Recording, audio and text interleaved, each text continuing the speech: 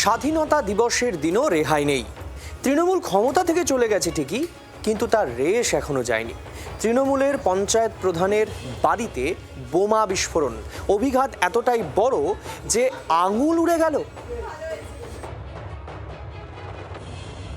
৮০তম স্বাধীনতা দিবস ঘিরে যখন গোটা দেশে উৎসবের মেজাজ, তখন তাল কাটল নদিয়ার চাকদায়।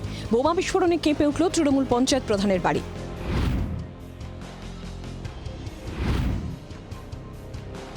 স্থানীয় সূত্রে খবর, চাকদার বিষ্ণুপুর দুবরা গ্রাম পঞ্চায়েতের প্রধান অন্নপূর্ণা বিশ্বাসের বাড়িতে গাছ কাটতে গিয়েছিলেন কয়েকজন। আমি ঠিক যেখানে দাঁড়িয়ে আছি, আমার যে ঠিক ডান দিকে যে জায়গাটা রয়েছে, হলুদ যে ফিতের দিয়ে ঘেরা রয়েছে, এই ঠিক আজকে এইখানেই গাছ কাটাকে কেন্দ্র করে ইতিমধ্যেই দুজন শ্রমিক বোমা ফেটে আহত হন। বিস্ফোরণে জখম হন দেবদাস মুন্ডারি ও সরজিৎ সর্দার। দেবদাসের হাতের কয়েকটি আঙুল উড়ে গিয়েছে। আহতদের প্রথমে চাকদা স্টেট জেনারেল হাসপাতালে নিয়ে যাওয়া হয়।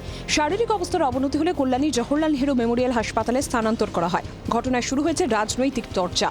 অবিলম্বে খুঁজে বের করে যে দোষী তাকে শাস্তি দেওয়া উচিত অবিলম্বে।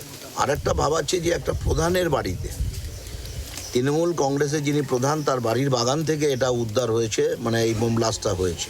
আমি আশঙ্কা করছি রাজনৈতিক উদ্দেশ্য নিয়েই এটাকে রাখা হয়েছিল। ভোটের আগে হোক পরে হোক এগুলোকে মজুত করা হয়েছে। আমরা মনে করছি যে ভোটের আগেই ছিল, তো ভোটের পরবর্তীতে এখান থেকে কিছু সরানো হয়েছে, কিছু নিয়ে যেতে পারেনি।